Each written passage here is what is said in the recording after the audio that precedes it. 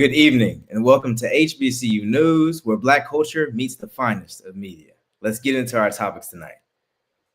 Get ready for a live discussions because we're coming in hot with the latest representation of Black excellence. We're featuring the Super Bowl, huge scholarship and community contributions, music foundations, Black businesses, and HBCU band and dance, and more. First, let's get into the Super Bowl. I'm talking about a range of performances from the Southern University Band opening up with their pregame show to Kendrick Lamar's halftime show. Not only was it amazing entertainment full of symbolism and depth, but Kendrick Lamar's halftime show even highlighted several D9 members and HBCU students. Let's take a look. Featuring the Vince Lombardi. Every voice and sing till earth and heaven. Down there, guys. Jalen Hurts, like he said, he's a champion. His YouTube TV postgame featuring the Vince Lombardi trophies.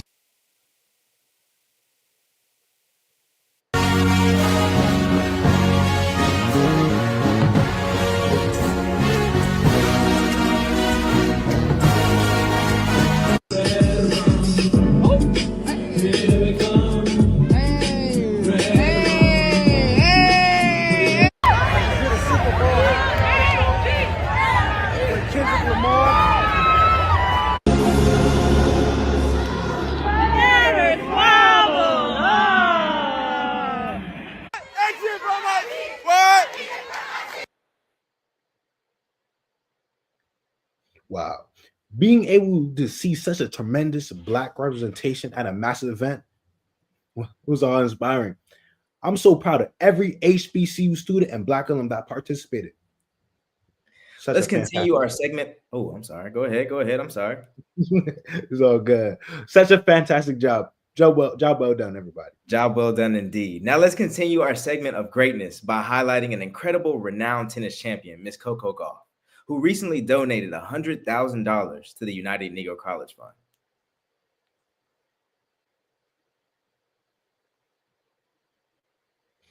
Having roots implemented within HBCUs dating back to her great-great-great-grandfather, Mrs. Gauff donated to the UNCF to create more opportunities for Black student athletes, primarily tennis players. Not only is Ms. Gauff a phenomenal athlete, but she's been paving the way for younger generations to potentially become even better than her. What an astonishing donation. Speaking of phenomenal contributions, that brings me to our next topic. Watch out how Noah McQueen, Morehouse alum and a member of Omega Psi Phi Fraternity Incorporated, earned his own individual day in Atlanta, Georgia, because of his serviceable nonprofit. Let's take a listen. Partners and community stakeholders, and whereas the Atlanta City Council recognizes the importance of organizations like Lifting Our Voices in shaping the future of our city and commends its dedication to addressing systemic challenges, empowering young leaders, and building a more equitable and connected community. Now, therefore, be it proclaimed that we, the members of the Atlanta City Council, on behalf of the citizens of Atlanta, do hereby declare the first day of February 2025 as Lifting Our Voices Day in the city.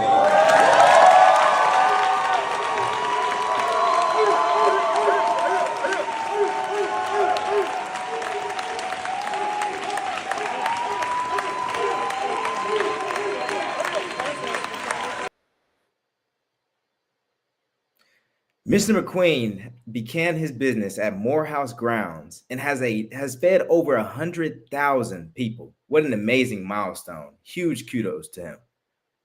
Featuring another historically Black business in Georgia, Black Coffee in Atlanta has hit the ground running ever since 2018 when it opened its doors first.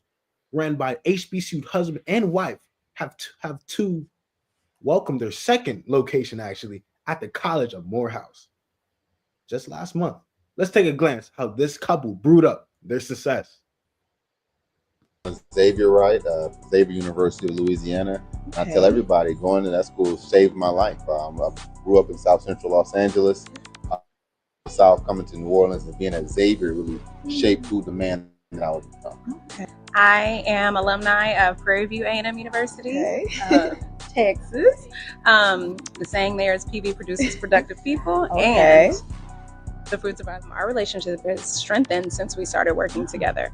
Spending more time together, like he said, and not being able to belabor and go on and on and on about an issue. You know, you get over it, you move forward, and you keep pushing. Okay. Our relationship has been the superpower behind our success. Okay. Things that we have to work out at home and issues, it helps us get through it quickly.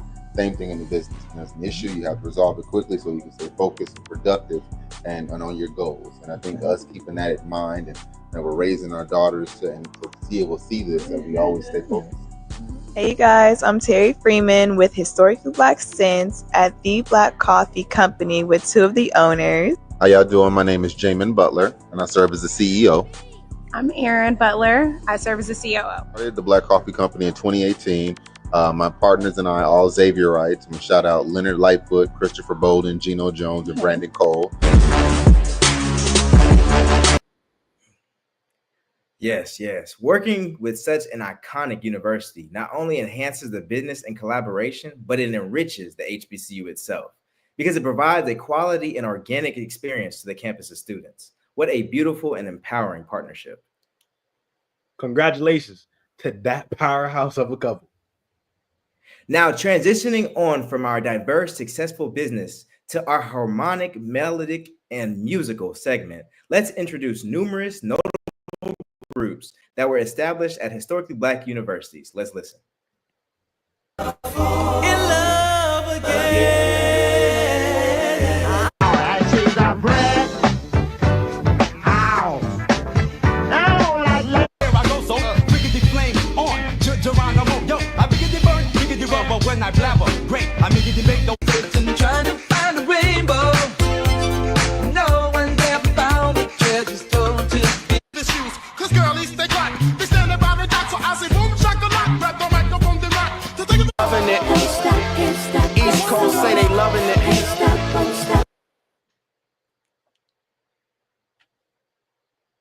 Now, for my audience, light up the chat and comment below. Any of these groups surprised you? Shining the spotlight on another remarkable band. The University of Arkansas at Pine Bluff was recognized by celebrity artist Gorilla at the Honda Battle of the Bands that just recently was hosted in Inglewood, California. Let's take a watch.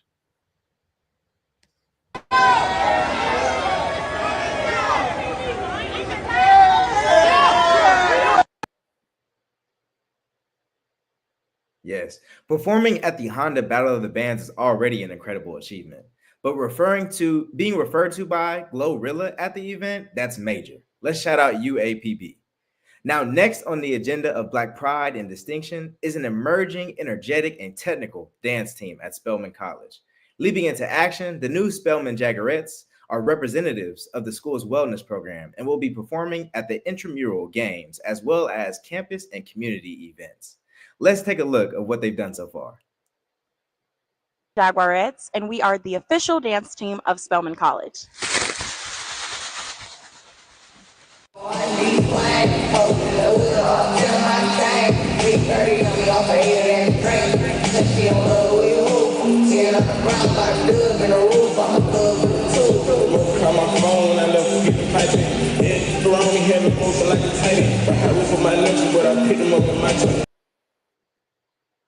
I can't wait to see what comes from this new dance team as they take the dance floor by storm. Yes. Now, let's transition into our special features and guest speakers for tonight. Please give a special and warm welcome to our host, Mr. Shamai Cook. A good evening to you guys. Thank you so much, Hunter, Denzel. Hope you guys having a great evening. A good evening to you, the audience. Tonight we're welcoming the Mr. and Miss HBCU as well as a phenomenal CEO. Our first guest tonight is currently a sophomore at Morgan State University, a trailblazing hair care entrepreneur, award-winning author, and a motivational speaker. She has turned her personal journey of embracing hair beauty into a powerful mission to empower teens everywhere.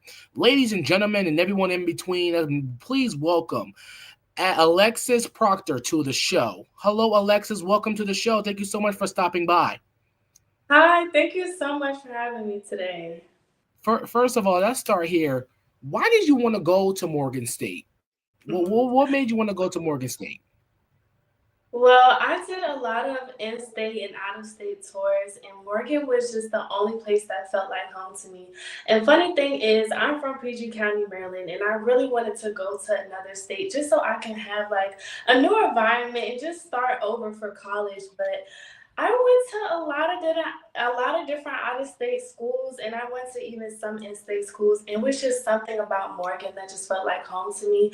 And everybody that I spoke to was like, "You have to come here." So I was like, you know what? I would just come to Morgan. And then my mom also went to Morgan as well too, and her mother as well. So it was kind of like, okay, I'll follow into the legacy and go here.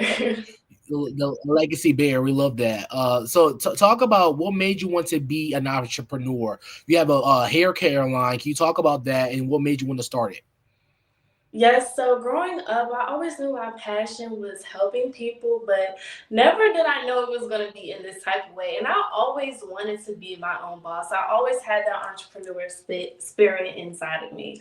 So when I was 11 years old, I created my first book called Curly Girls Love Your Curls, and that's when I initially started my brand. And the reason behind my brand and why I started off with my book, Curly Girls Love Your Curls, was growing up, it wasn't a lot of representation of Black women. And then also, too, I used to get bullied for my hair and my skin color. So I wanted to have something out there to let young girls know, but, specifically to us Black girls, because we have it the hardest here in America, to let them know that they are beautiful themselves and they don't have to change themselves. So that's what inspired my brand. And then in 2018, I came out with my own hair care line called Curlinistas, and it's just been up since then. Just a follow up there. Talk about the type of reaction you have gotten from your customers and your audience. How has your product put great smiles on their face? Yes, so I've had grown women cry to me and tell me that they really wish that they had something like this growing up. And that is the main reason why I wanted to have my business, so that way I can help inspire not just young girls, but all girls of all ages to really know the importance of self-love and self-confidence. No matter who you are or what you do, it is very important to have confidence in yourself. So this was just something that I just really wanted to do to help other people know the importance of loving yourself. Now you are a sophomore, correct? Yeah, you're a sophomore. So you still have 2 more years left. Next, how are you going to keep promoting your business at Morgan State? And you have some stuff to show us off, so you could show off your product. Yes, so first, to answer your question, for my last 2 years of Morgan, I'm really using this time to network as much as I can and use Yeah. all the opportunities that I can. Being in the early grade school of business and management at Morgan State University has already brought me so many great opportunities. So I could only imagine what's going to happen within the next 2 years. So I'm just going to continue to put myself out there and network, because that is something that is very crucial as a business, well, as an entrepreneur, and continue with my college content as well too. So today I have two of my favorite products. My first product that I'm going to show you guys today is my edge control, which I have in. And when I tell Oh you, yes, your edges are on fleek right now. We love it. We love it. thank you. My Yeah. edge control is a hit. It is so good. A lot of people all I've gotten was positive feedback from people, and it works on all hair types. And it also has castor oil, so it helps promote hair growth as well too. Love this down. This is a 10 out of 10, my number one seller of my hair products. And then another product that I have and I want to show you guys is my Curlinista bonnets. They are very, very stretchy, very comfortable, and they do not come off. And actually, I'm going to show you guys how my hair can fit in here, because my hair is so long, it goes to my knees. So I'm going to show you guys real quick how bomb my bonnet is. So let me just put this in my hair real quick.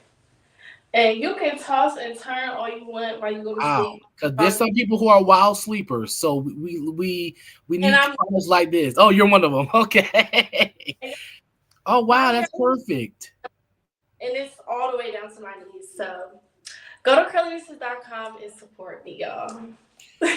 Well, thank you so much. And like she said, go to her website and follow her on Instagram and all that jazz. Thank you so much for stopping by.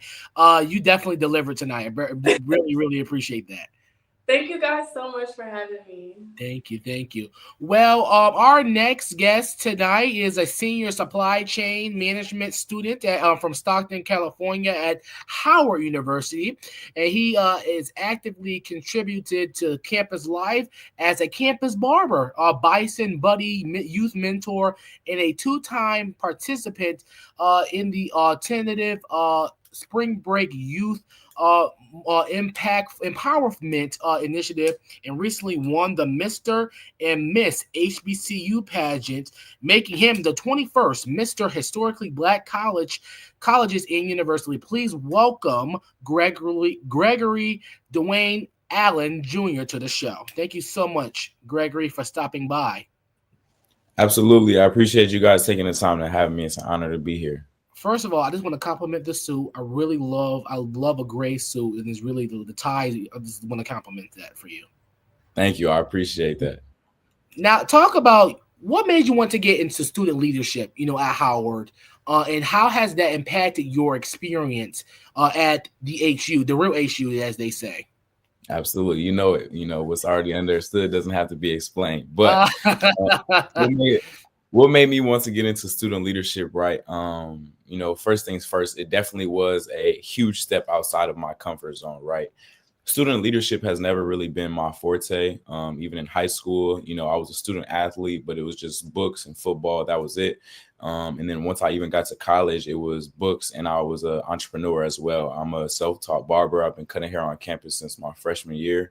And, that's honestly what I saw myself sticking with throughout my entire time at Howard University. But my junior year, I feel like a switch flipped in my mind, and I came to the realization of, how fast time was going by, at Howard, and I was already getting ready to graduate. I had 1 year left on campus, and I was just like, wow, there's all these different opportunities around me.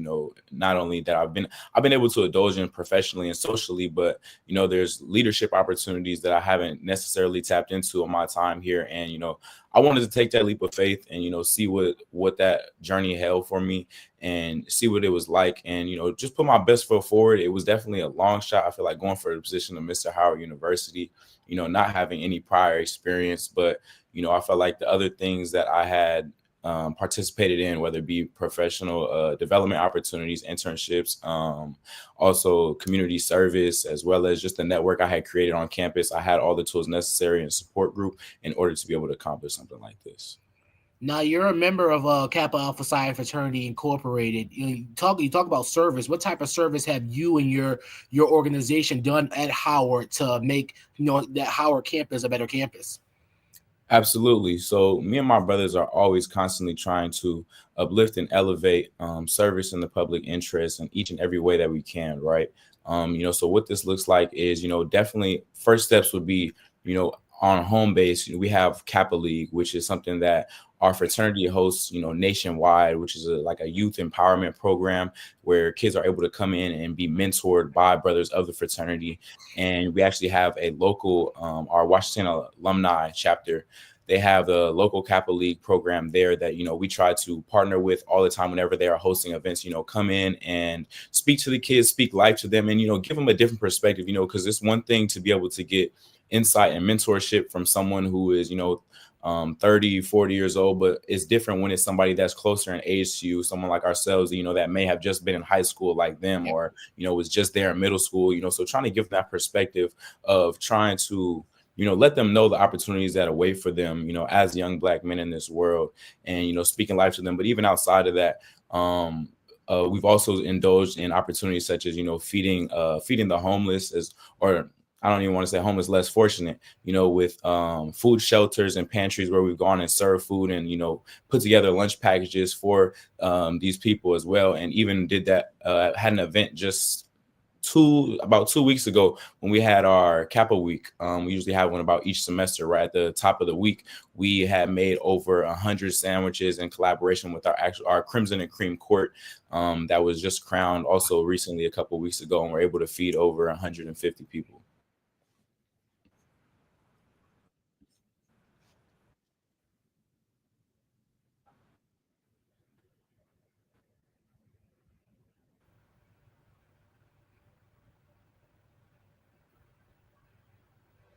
Well, I know Capital League firsthand. I did Capital League TV. That's how I got one of my first TV starts in there. So I know firsthand about Capital TV, the Capital League organization. So I definitely agree with you about that. You recently did HBCU missed HCU contest and conference. Talk about your experience there. What did you learn? Was networking with other HCU kings?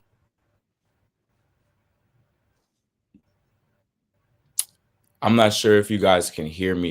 It was kind of like in and out on your end. It was a little choppy. I didn't really hear the question entirely. You hear me? Yes. So his connection was cutting in and out just a little bit, but he was just asking I can hear to talk you. about your experience I'm sorry. at the Mr. and Miss HBCU Kings and Queens Conference and competition. Awesome. Experience at the Mr. and Miss HBCU competition, especially this being the first annual Miss HBCU competition. I feel like it was honestly, it was a once in a lifetime experience that I will forever be grateful for and believe that it was a blessing to be a part of, not only being able to go and compete with the best of the best. You have kings and queens from HBCUs all over the country, from the East Coast to the South, North, everywhere in between, right? I feel like that was awesome within itself because I'm always all about expanding my network. I love building relationships with new people, hearing about where people come from, experiences that they've lived, and just the different perspectives that people have on life, on HBCUs, on being a student leader, and, the way that they run their campuses as well. But my biggest takeaway and, biggest thing that I'm most thankful for from being able to attend this was the bonds and the relationships that I was able to foster with my fellow brother kings and sister queens, because I feel like this is something that it goes beyond just the title of Mr. or Miss HBCU, right? But it's these relationships that we're able to form and cultivate for a lifetime to come, right?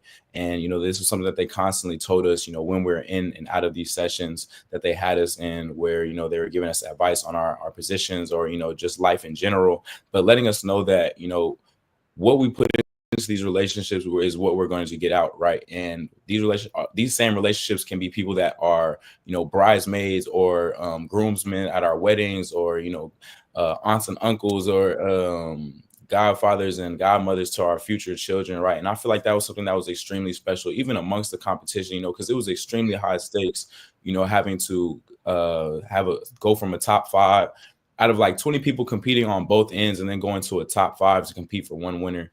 I think at the forefront of everyone's mind was being able to, bond with each other and build that relationship. So I was really appreciative. Now talk about the type of legacy you want to leave as the 21st Mr. Historically Black college and university. It's all about legacy. It's all about impact and achievement, as as a member of Kappa Alpha Psi Fraternity Incorporated. What legacy do you want to leave? Absolutely. I feel like the legacy that I want to leave is I want to be remembered as somebody who wasn't remembered for the way that I dressed, or, the crown that I wore, or, the achievements that I had, whether it be, Mr. HBCU, Mr. Howard, or, crossing into a fraternity, but being remembered for the way that I made people feel, when I was speaking to them, whether it be my counterparts or people that were, even above me, like advisors and things like that, had experienced more life than me, but also most importantly, the youth, because that's really my biggest goal, is to pour into the youth in a way that I wish I was able to be poured into when I was their age, right? Growing up, I'm the oldest of 4. I have 3 younger brothers. And when I was growing up, I always wished I had an older brother myself. But I was the older brother, so I had to step into that role. And that was something that I had to learn to love and appreciate. And it is something that I have learned to love and appreciate. Wouldn't give it up for anything in the world, right?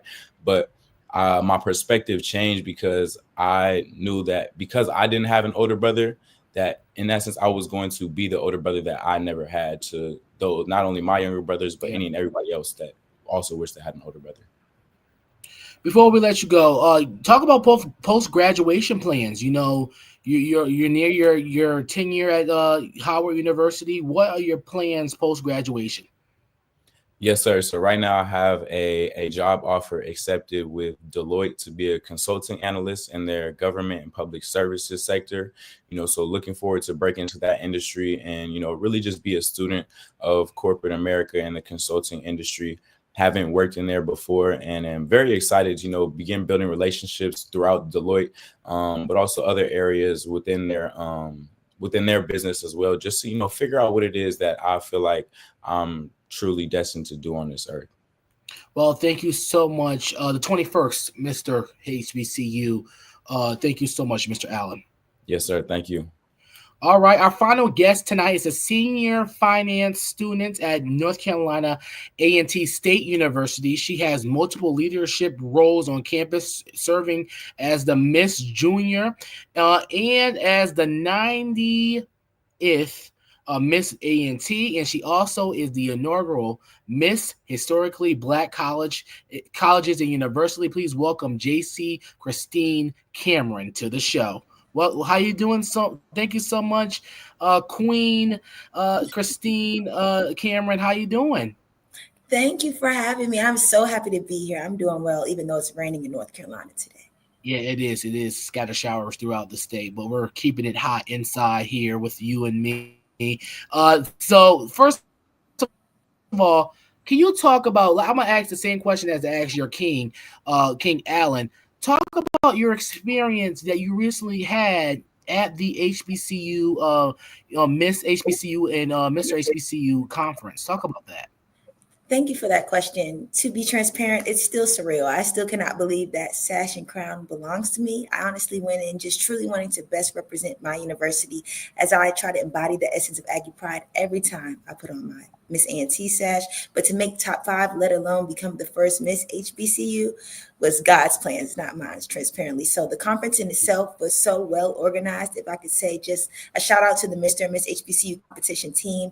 The sessions were so intentional. They gave us the perfect spaces to make connections and get to know each other personally and professionally. And just the individuals in the room truly were the epitome of Black excellence. It was a great experience. I'm still on a high, honestly. Now, talk about, what made you want to be, like I asked Gregory, what made you want to get into student leadership? That's a kind of big shoes to fulfill. What made you want to do that, especially at a big school like A&T? That's a huge HBCU. Yes, definitely. Yeah. So to give you a little context, in high school, I started a dance program at my local elementary school. I taught dance in my local middle school. I taught dance in low-income communities. And I also was in my student government association as the vice president within my senior year. So being involved and serving my community was something I was already closely associated with. However, transparently, I didn't have any knowledge of HBCU royalty, HBCU culture, anything of the such coming in my freshman year. So once I was inspired by my Miss A&T my freshman year, who was Zaria Woodford, who was also my profile, as I'm a member of Alpha Kappa Alpha Sorority Incorporated, I knew that representing my university as well as impacting the community was where my skill set and passions could align within my undergraduate career and cultivate me as a person. So I took the risk running for Miss Sophomore and was elected. I ran for Miss Junior, was elected, and now have the opportunity to continue to serve my school and community as the 90th Miss A&T. Now talk about your connections. It's a lot of HBCUs in North Carolina. There's Shaw, there's North Carolina Central, there's Fayetteville State, which I am a part of, and there's say all. How have you connected with all these HBCU queens just in your state to make a HBCU culture known? Definitely. So I'm grateful to have had the opportunity to serve on the Royal Court for 3 years now. So I've been able to meet the Miss Sophomore of the class of 2025, the Miss Junior of the class of 2025, and I've encountered a lot of different queens that have had the opportunity to call themselves HBCU royalty.